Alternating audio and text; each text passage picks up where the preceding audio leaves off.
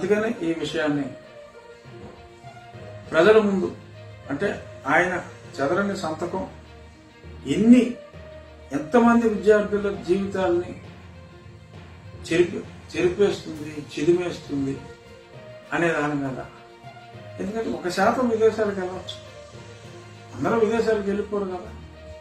మరి స్వదేశంలో ఉన్నవారికి మరి అసలు మన కల్చర్ ఏంటి, అసలు మన నాగరికత ఏంటి, అసలు మనం ఎక్కడి నుంచి వచ్చాం, ఇవన్నీ కూడా కనీస అవగాహన ఉండాలి. అంటే మనదైన ఎడ్యుకేషన్ సిస్టమ్ మనకు ఉండాలి.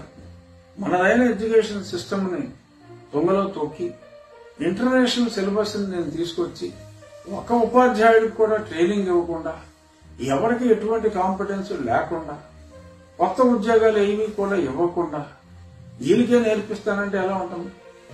ఇప్పుడు జగన్మోహన్ రెడ్డి గారితో తెలుగులో పాఠాలు చెప్పిస్తే ఎలా ఉంటుందో, వీళ్ళందరితో ఐబీ సిలబస్ లో పాఠాలు చెప్పిస్తే కూడా అలాగే ఉంటుంది. ఒకసారి ఊహించుకోండి, జగన్మోహన్ రెడ్డి గారు తెలుగులో పాఠాలు చెప్పినట్టు ఊహించుకో ఒకసారి.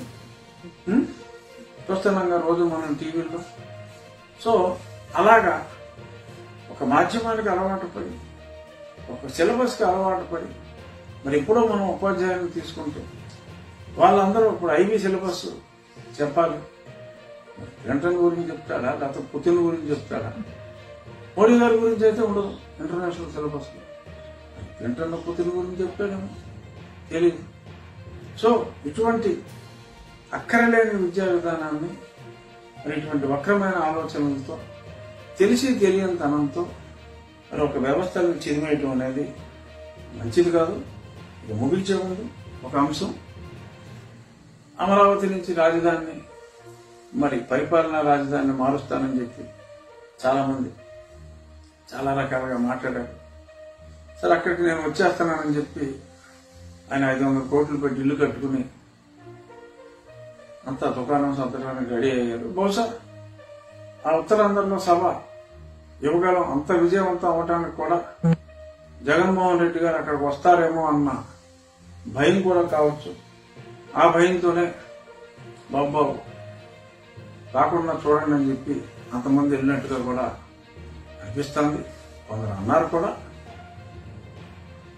అది అమరావతి పరిరక్షణ సమితి తరపున తిరుపతిరావు గారు,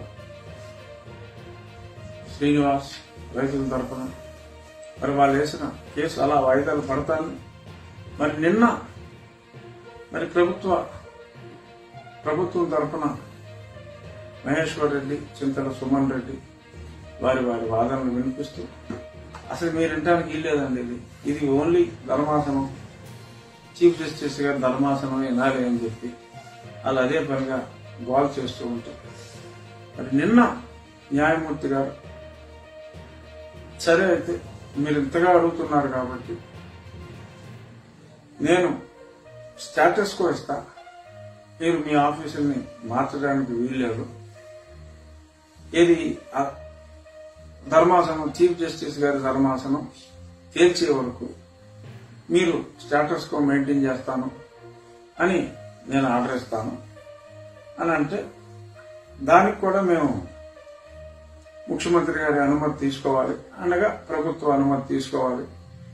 ఆఫీసులన్నీ మార్చాలంటే ఈ ఫర్నిచర్లు ఇవన్నీ చాలా కొనాలంటే చాలా టైం పడుతుంది. అయినా మీకెందుకు, మేము ఎంత ఖర్చు పెట్టుకుంటే మీకెందుకని అంటాం. మరి దానికి న్యాయవాది, సీనియర్ న్యాయవాది ఉన్న మురళీధరరావు గారు తీవ్రమైన అభ్యంతరం చెప్పారు. అంటే పబ్లిక్ సొమ్ము, ఇది పబ్లిక్ సొమ్ము అన్యాయంగా వృధా కావడానికి వీల్లేదు. సెక్రటేరియట్ కన్నా ఎక్కువ స్పేస్, ఇప్పుడున్న సెక్రటేరియట్ కన్నా ఎక్కువ స్పేస్ మీరు విశాఖపట్నంలో తీసుకుని ఫర్నిచర్ పెడతాము క్యాంప్ ఆఫీస్ కోసమే, మరి ఎంత ఖర్చు పెడుతున్నాము అంటే అది సమంజసం కాదు అని తమ వాదనలో వినిపించటం. సరే, ప్రభుత్వం దీనికి ఒప్పుకుంటుందా లేదా, ఒప్పుకోకపోతే మరి ఈయనే బహుశా ఇదే న్యాయస్థానంలో బహుశా ఆర్గ్యుమెంట్లు ఉండొచ్చు.